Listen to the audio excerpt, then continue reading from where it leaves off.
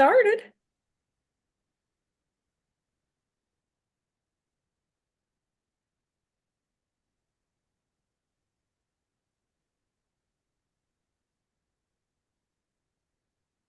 Okay, so we'll go ahead and get started. I'm Tabitha. I'm the chair for the Wyoming County Reentry Council. And I'm a PRSS with Southern Highlands Community Mental Health Center. I'm placed here at One Voice, but I've been the community liaison here at One Voice since about July 23 also. So if everybody'd like to just introduce themselves. I can't see who's after me. I don't know if I see Rich and then Terry. Is that your name? You want to start, Terry? Oh, yes, I love speaking. I'm on a little bit of a spiel because I'm also a PRSS and Reachback navigator, but I recently got a job with the Reach Initiative right in time for Second Chance Month. So that was amazing. But right now, with my job, I'm having a lot of problems finding housing for individuals that are currently incarcerated. And I've been trying to just throw out that idea to everybody that's in the Reentry Council meetings, that if you all know of any resource that can help somebody get out of prison with a home plan, I would love it if you could share it with me. Other than that, I'm just thankful to be here. I was incarcerated for 16 years and I'm just glad to be free and love working with Krisha. That's awesome. I'll pass it to Krisha, actually. Well, thank you. Most everybody knows me, but I'm the behind the scenes at the Reach. So I wrote a lot of grants this spring, and now we're just waiting to hear back to see if we get any of them.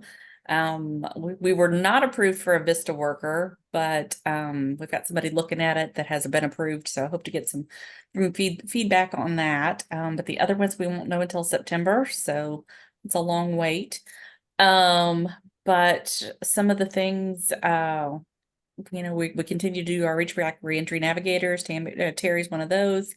Tabitha, are you one also? Are you a navigator? I'm not a navigator yet, but Aaron come down a couple weeks ago and he set me up with Heather to do that. Awesome. Okay, good. Yeah. So, but yeah, whatever, events that we're doing or whatever, I work on planning those, and I don't know, just let me know whatever you guys need help with. Aaliyah, call on you. Are we just doing introductions? I was a couple minutes late. Yes. Okay, I've had a moment there where I was like, did I forget to put something on my calendar?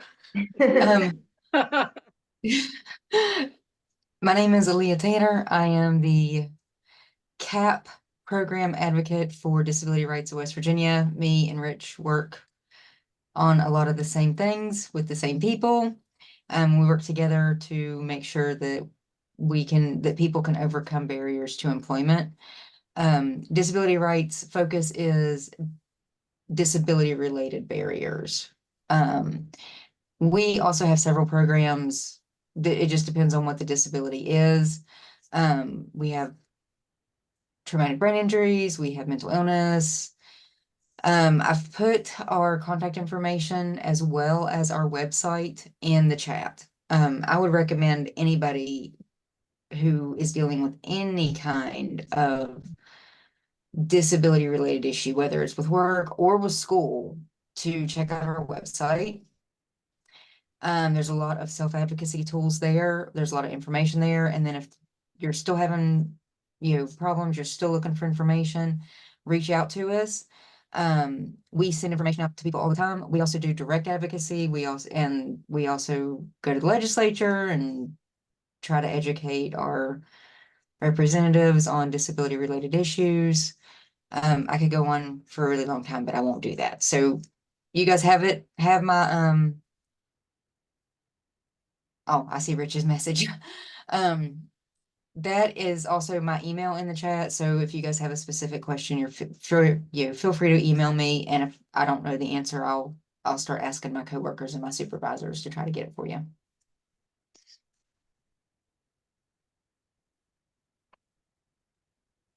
Do I need to tag somebody?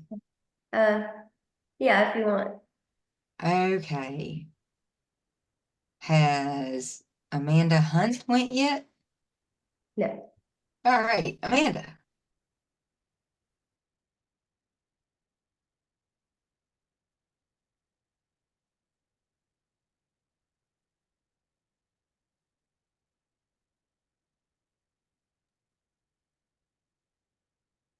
Here we go again. This happened the other day with Rich. You saw it, Aaliyah. Amanda, you're not showing muted, but we could not hear you.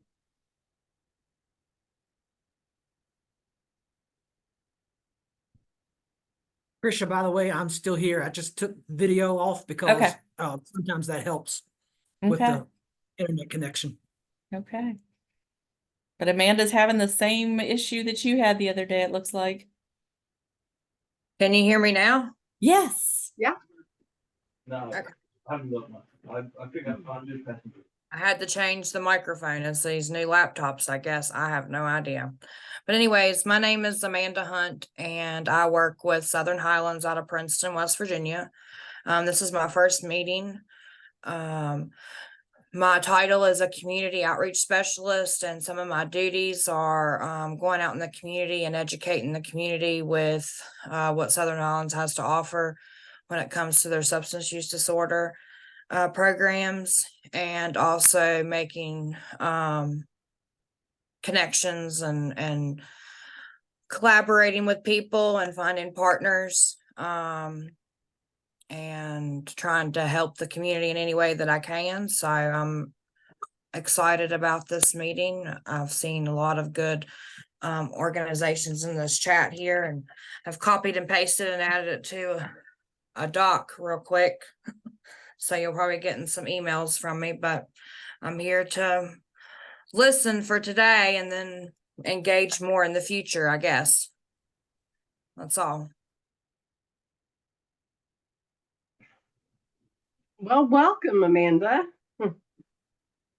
Well, I know I'm also a PRSS as well, so but I just moved up to a community outreach specialist. So Good job. That's great. It was awesome. Bonnie, do you want to go? Sure, can everyone hear me? Yeah. Small victory. My name's Bonnie Helvey. I'm with Indivior. You probably know us for Sublocade. We have a long-acting injectable for opioid use disorder. Actually, Tabitha, I met you. It was so good seeing your face because I met you at the Capitol a while back, and I was like, oh, I know her. I'm newer in my position, so I'm always excited to make a connection and see someone's face again. So nice to see you. I've been working really lately. My passion has been, and I think similar to what Terry was talking about, is transition of care.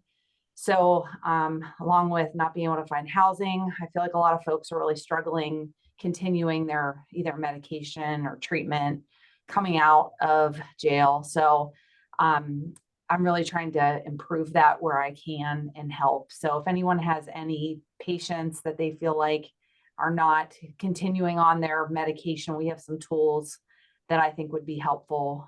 We have a support or a website called In Support, where you can actually find a treatment provider that provides Sublocade. So hopefully they can find somewhere to be treated. But thanks for having me join.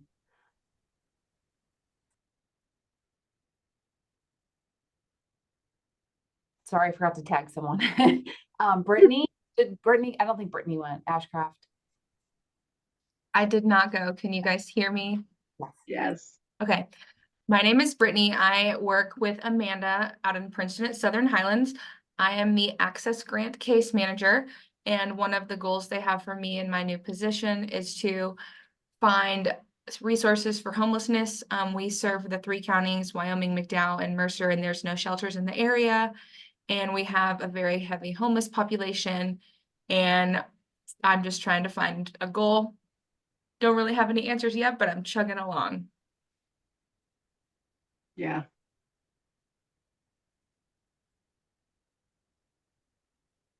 It's sad that everybody around, has issues with housing. It's very sad. And even those of us that have housing, we're still in a housing, it's a major issue. All the housing is. It is. It is. Yeah. Yeah. Keith, do you want to go? Yep. Hey guys, Keith Falling with Aetna Better Health of West Virginia. We are one of the Medicaid providers for the state. So I like to set in on these calls just to see what's going on, if there's any events. And then if there's inmates or individuals that are getting out of incarceration and they happen to qualify for Medicaid services and we happen to be the MCO that they choose or get picked for, you can share my information and I can help them figure out how to navigate to their case management team and those situations so they can get the services that they qualify for. I absolutely have somebody for you right now. Maybe I'll email you after the meeting. Okay, that sounds good. And as long as they have Aetna Better Health, I can get them connected to the people they need to talk to. Yeah, they do. Thank you. Jen? Hi, everyone. My name is Jen Call. I am the outreach coordinator for the Northwood Health Systems Crisis Unit. We are located in the Northern Panhandle, but we do receive referrals from all over the state. We have a crisis unit in Ohio County and also in Brooke County. We can hold 16 clients at each facility, and we can assist with detox and also if somebody is experiencing acute psychiatric symptoms. So thank you for having me. Thank you for being here. Well, our guest speaker today is Rich Ward. He works for the Division of Rehab, and I'm going to go ahead and hand it off to you if that's fine. That's absolutely fine, as long as you guys can hear me okay. And so I always start this presentation by apologizing to those of you that have heard this many times before. Krisha, Aaliyah, there's a lot of you that have heard this over and over. So just bear with me and feel free to jump in and help me out if I'm forgetting anything. But like I said, I am Rich Ward, and I'm a program specialist at the Division of Rehabilitation Services. And let me go ahead and try to share my screen. Oh, no, that's not that one. All right, can you all see that one? See that now? Yes, sir. Yes. Okay, great. I wasn't able to see any heads nodding, so I wasn't sure. Program specialist here at the Division of Rehab, and what we do at the Division of Rehabilitation is we help individuals with disabilities plan and prepare for suitable employment. So whenever I'm doing this presentation, I always try to tailor it to the group that I'm talking to. So this is a reentry council group. So I'll try to focus on how we can and do work with the reentry population or returning citizens. But I also want folks to know that, just in general, you never know when you yourself, a family member, someone might need our services. So just keep that in mind. And also keep an open mind in terms of when you think about disability. Oftentimes when we think about disability, folks just, automatically assume a physical disability. And sometimes when folks hear the word rehabilitation, they automatically associate it with substance use disorder. And that's not all we do. Of course, we can and do help individuals with substance use disorders, but we cover the full spectrum of disabilities. I think Aaliyah mentioned, TBI and various other conditions. So our goal is to help individuals with disabilities of any kind, like I said, plan and prepare for suitable employment. And we do that many different ways. So I'm going to just utilize our new website that was just launched recently. It's a lot better than our old website. I think it is more user friendly. There's a lot of duplication in here though, but that was done intentionally just to make sure that all of the resources are easy to find. But let me just start with real quick. I always want to say something about us at the division, and that is our history. We have a very, if I could find it, well, there is a tab on here that you can go to. Here it is.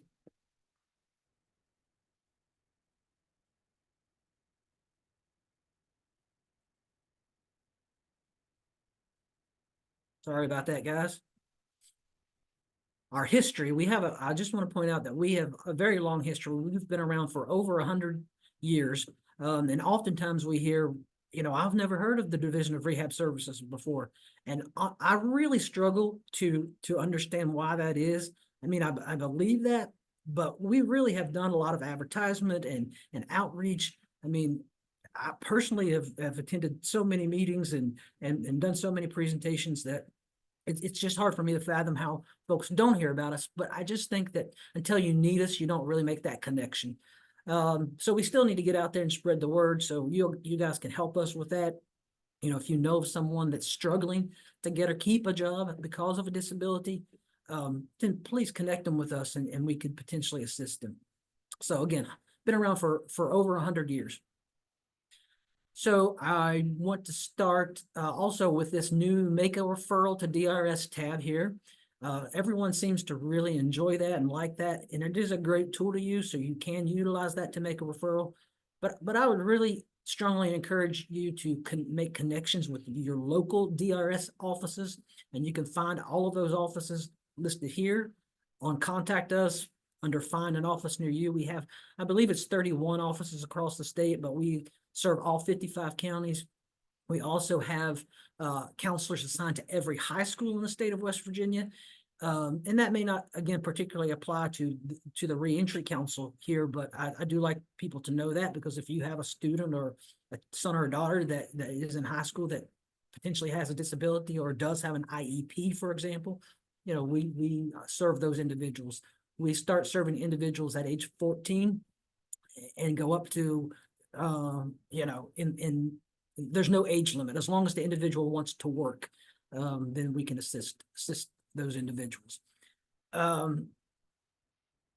So I forgot where I'm going with that now, but we'll just scratch that and go straight into our frequently asked questions that I like to use. And I'm specifically going to go to our adults. We have sections for students and adults because the services are essentially the same, but it's kind of it's definitely a different set of population. I know what I was going to say. I like to think of vocational rehabilitation kind of twofold. I like to, in terms of helping justice involved individuals, I like to think of us as a kind of a prevention or a diversion method.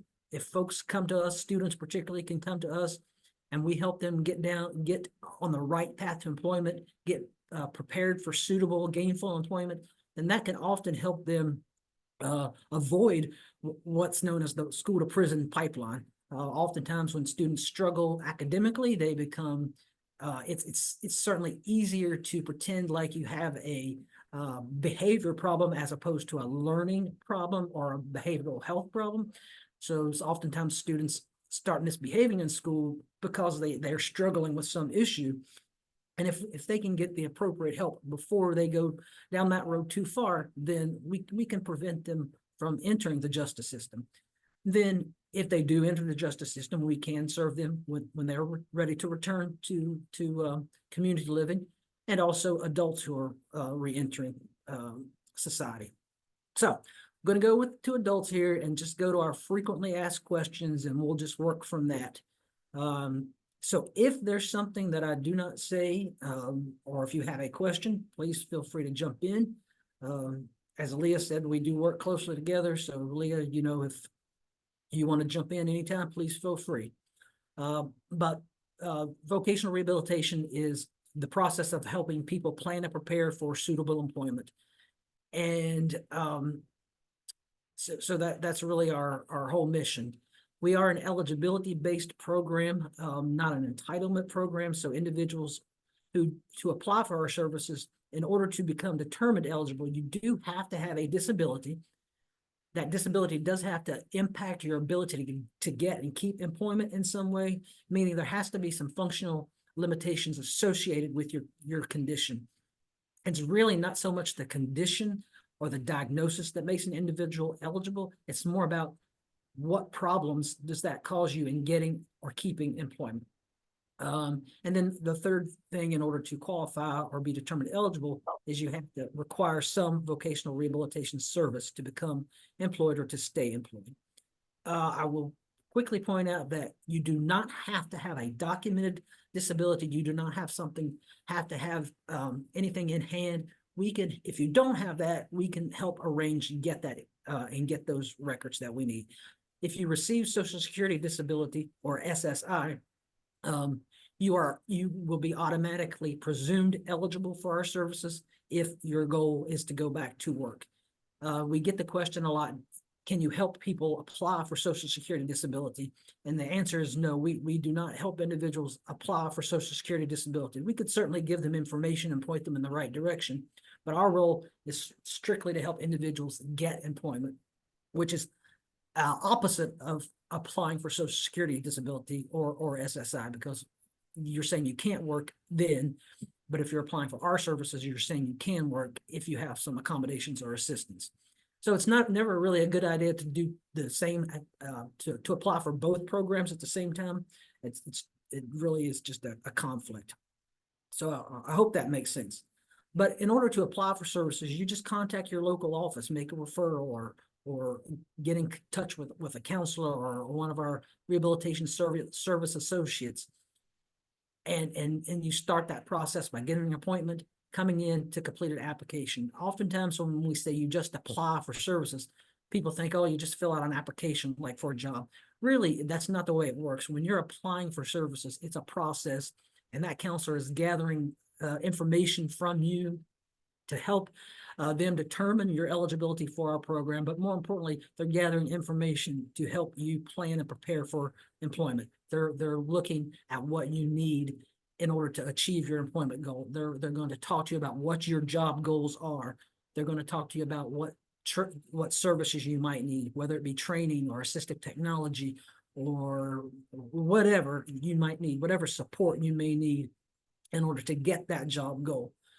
You know, we do have to help people plan for appropriate employment. So sometimes folks come to us and they don't have the most realistic job goals. So we try to counsel them towards a job that matches their skills, their interest, and their abilities.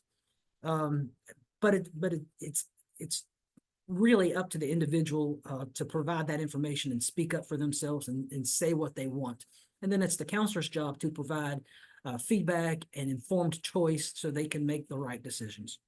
So once you get that appointment scheduled and you're ready to come in and meet with your counselor, if you have information about your disability, please bring that. That will help. Identification, Social Security card, medical records, educational records, Social Security disability award letter. All of those things are very helpful in terms of moving your case along quickly. Again, you don't have to bring it with you. If you don't have it, we will work to get it, but it does expedite services a little bit. Which leads me to my next question here is, how long does it take for eligibility to be determined? The federal government, who oversees us, we operate the Federal Vocational Rehabilitation Program in the state of West Virginia, says that we have 60 days, or our counselors have 60 days. Sometimes it doesn't take that long. Sometimes it takes longer if we cannot get the information that we must have to make that eligibility determination. So anything that our consumers can do to get that information and expedite the services is very helpful. And there was one other thing about that I was going to say, but I totally left me. So we'll just move on to the next one is, can vocational rehabilitation help me get a job? And the answer is yes. That's what we're here for. That's what we're about, is to help people get jobs. And we do that by developing, the next question is, what is a employment plan? So that is just a plan that talks about what your job goal is, what the individual's job goal is, what steps do they need to take to reach that goal, what services do they need to accomplish that goal. We lay out timelines. So it's really a comprehensive plan for how to reach that goal. Is there a charge for our services? And the general answer to that is no.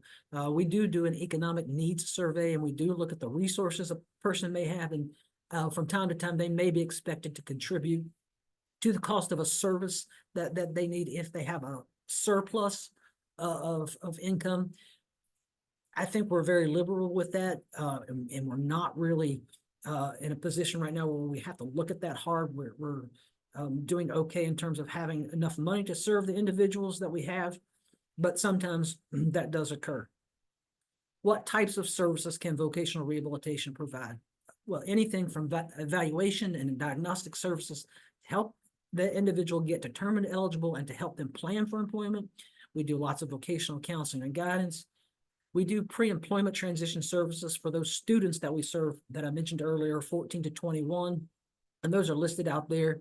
And one of them is instruction and self-advocacy. In the meeting at 1 o'clock, Krisha pointed out that one of the things that I try to point out is how important it is for individuals to advocate for themselves.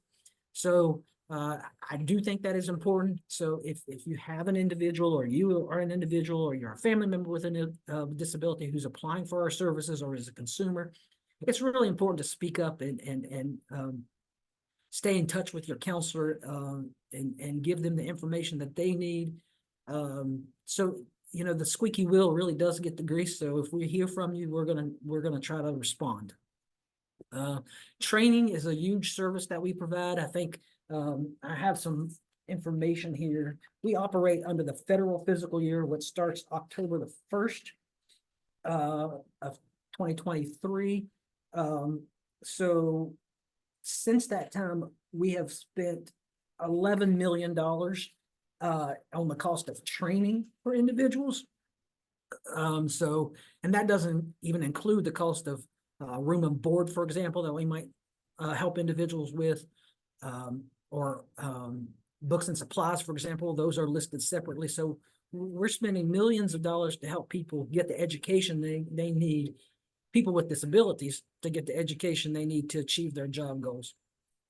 So training is a big service. There are many, many different kinds of training, from on-the-job training, college training, any other academic training. There's personal and vocational adjustment training, so which is really basic life skills and learning to get back into the world of work, which I think is a wonderful tool for individuals, particularly who have spent a great deal of time incarcerated. They've been, you know, on the inside and not made. I think Bev Sharp, many of you've heard her say that folks make 30 decisions a day when they're incarcerated, and they're like, do I eat or do I not eat kind of decisions.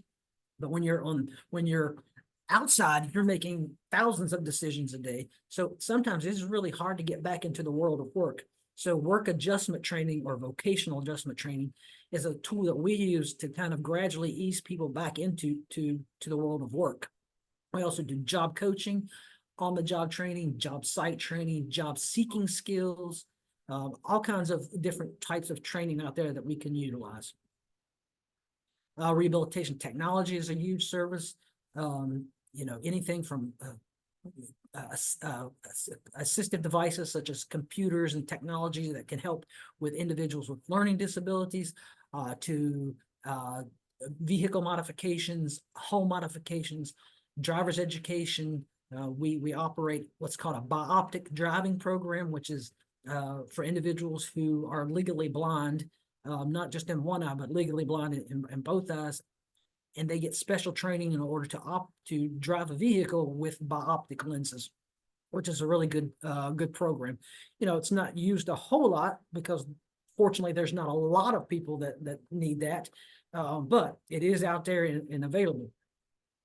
We do what we call physical and mental restoration services, which basically we can help individuals get physical therapy, psychological therapy, whatever they need to help them achieve their goals and get over the barriers that they're experiencing. We do specialized services for individuals who are blind, deaf, and hard of hearing. We can do various support services that help people. An example of that might be reimbursement for test taking, some personal care assistance, maybe some transportation assistance.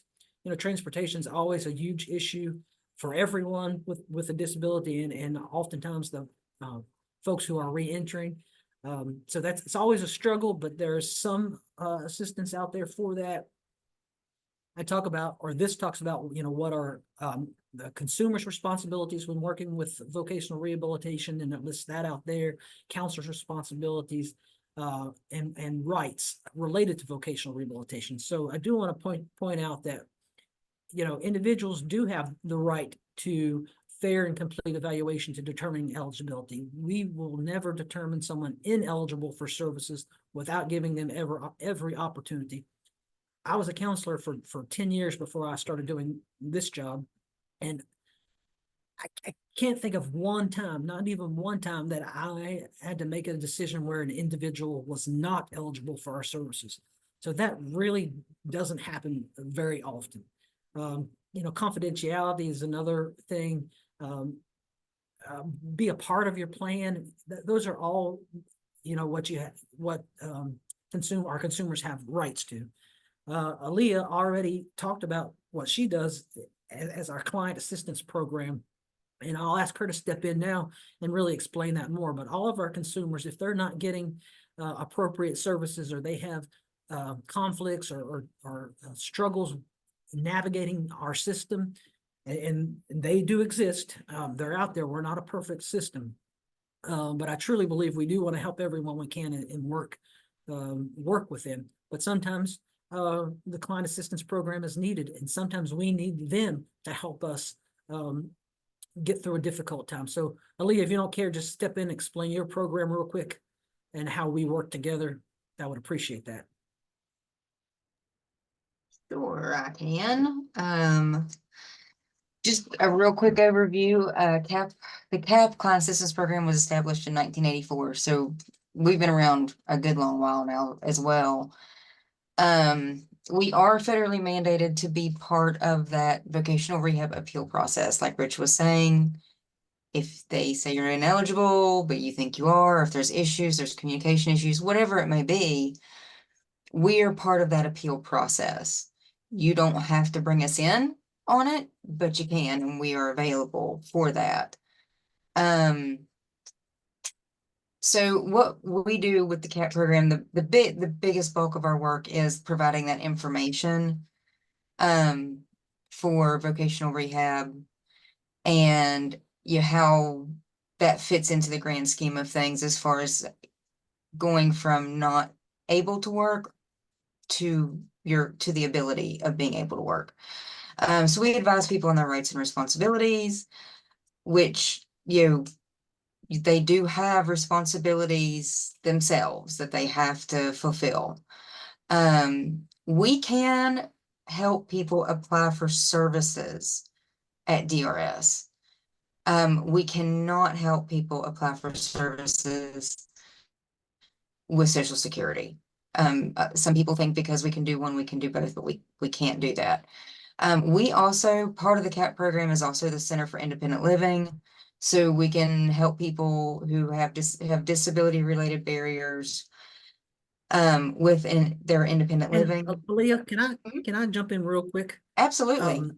It's just one thing that I often forget to say, because rehabilitation services is highly focused on employment. Yes. But we do operate or serve as the designated state entity for the independent living programs in the state of West Virginia. And Aaliyah, I don't even know if you know that or not, but all those grants flow through me. So I'm highly involved in that. So that's another part of my 3-part job. I'm probably doing 3 different jobs, but anyway.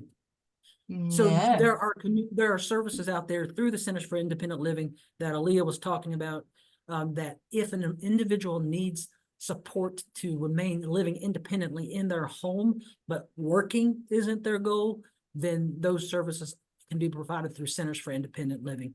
And Aaliyah has the same job in order to help people navigate that system as well as our system. Is that fair to say, Aaliyah? I had no idea that anything that had to do with independent living went through DRS. So I've learned something new today. So my day's over. I get to go take a nap now. Specifically, it flows through me. So all of those state and federal independent living dollars that come to the state, we are the fiscal agent for them, and we process all of those grants is what they are. We grant and contract those out to the centers. Because, and I'll just tell you Okay. real quickly, historically, we had in the past, we had a homemaker program, and homemaking counted as a vocational goal. So Mhm. we can assist those individuals through the vocational program. But now the federal government has changed that, and homemaker is no longer considered a vocational goal. So we took our responsibility of serving those clients and turned that into services at the Centers for Independent Living. So that's kind of the history of that and how that works. Okay. No, I knew that the funding came from the same federal agencies, but I didn't realize that you guys had anything to do with independent Yeah. living. I thought you We came to those meetings just for the fun of it. no. It's because I well, we also are required by federal law to fund the statewide independent living council, and so all of those Mhm. grants flow through me. So yeah, Okay. I'm not there for fun. I'm there for a reason. Okay. I was actually just being sarcastic. I just figured because we provide services to the same demographics of people is why you were there. Yep. But okay. Well, then that I learned something new too. But I guess the short and long of it is the CAP program is there to facilitate and to help bridge the gaps and find the barriers and help people overcome the barriers with Division of Rehab Services. When the system works perfectly, and we all know that systems do not work perfectly. When the system does work perfectly though, you're not going to have a need to call me. It will all work wonderful and great, and people will have good jobs and good living situations, and we won't have a need for disability rights of West Virginia at all. That is our goal.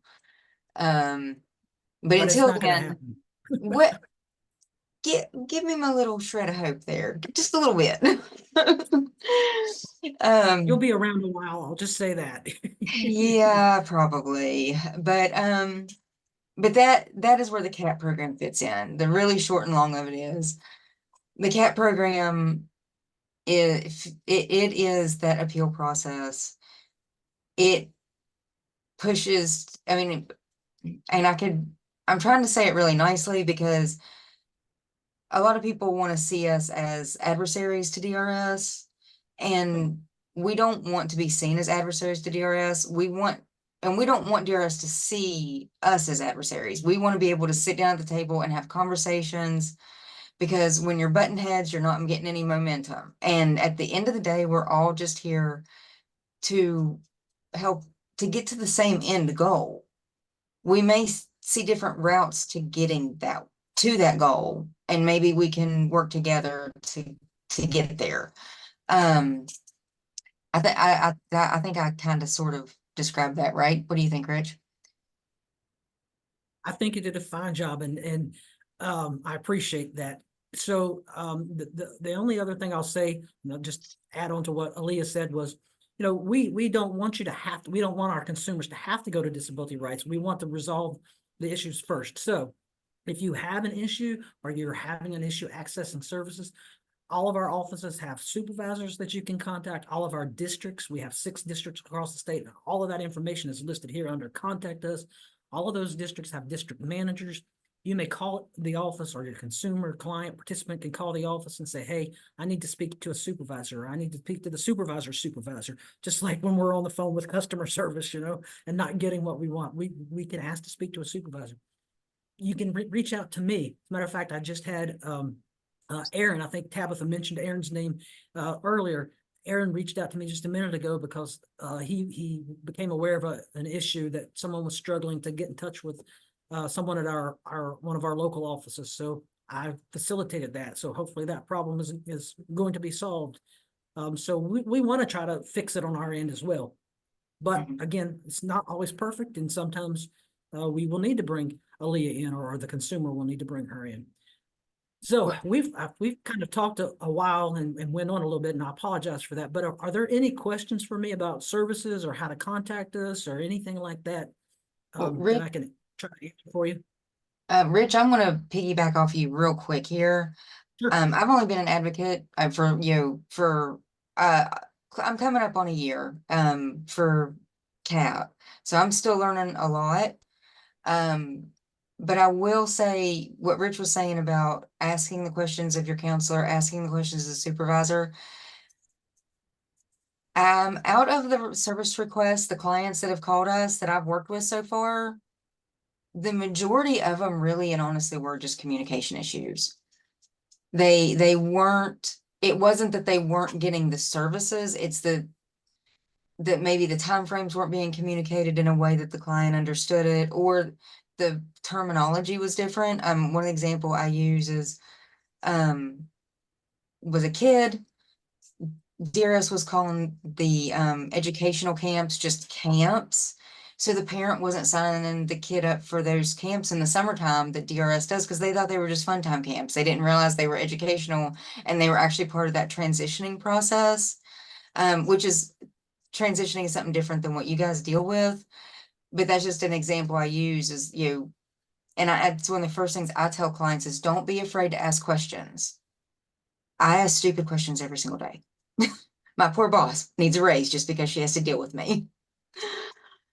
So I just wanted to put that out there with what Rich was saying about you don't be afraid to ask those questions.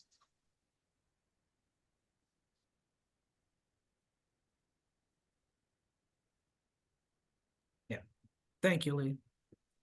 Any other questions, concerns, comments?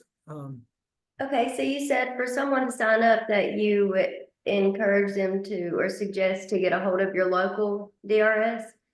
Yeah, I think yeah. that would be my recommendation. Go ahead, I'm sorry. Okay, oh, you're fine.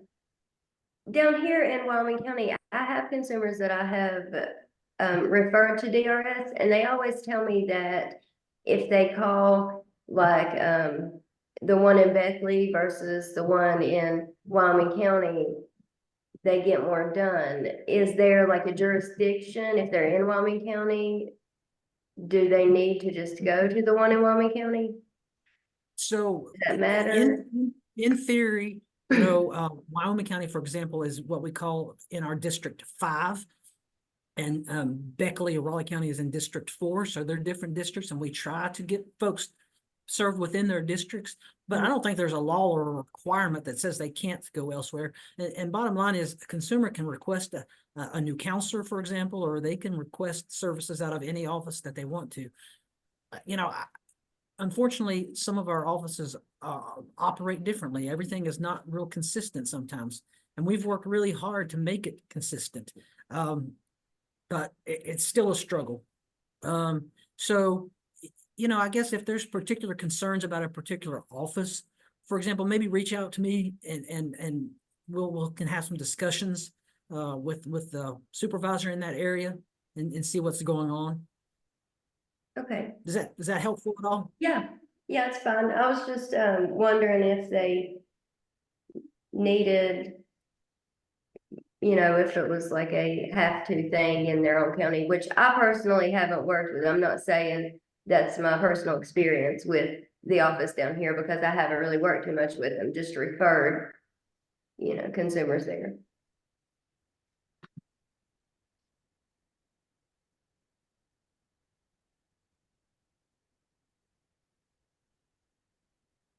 So I lost internet connection there for a little bit. So can you guys hear me at all right now? Yes. Okay, I was really struggling to hear there. So, but yeah, just feel free to reach out to me and we'll have further discussions and see what we can do. Okay, thank you. Yeah.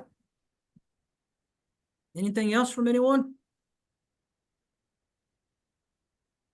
Well, I'm glad that I was able to share some information with Aaliyah that she didn't know. So, Well, thank you both so much. I know I'll be reaching out to you. perfect. My email's in the chat there. Thank you. And Terry, that about that housing issues, I have in Wyoming County, there's probably less housing than what you can even find where you're at. And I have the worst time with that.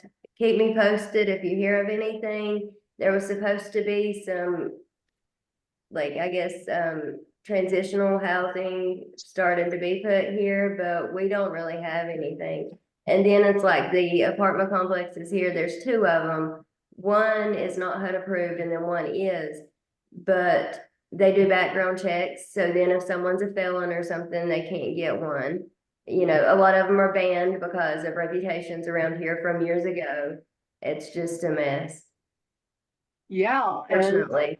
a lot of people, you know, to get a home plan, they have to agree to let them come there, and then they have to be checked, and you know, so yeah, if they don't accept felons, there ain't no way they would let them parole there. Yeah, Getting out of prison's a whole different situation, you know, than being homeless and out on the streets. It's hard. yeah. But absolutely, I'll let you know, and you let me know if you see any transitional housing going up. Yeah, Thank you. okay. If nobody else has any questions or anything for Rich, I guess we'll call it and hope to see you at the next meeting. And I thank you all so much for coming. Thank you. All right, thank you, Bye. everyone. Thank Bye. Bye. Bye. Yeah.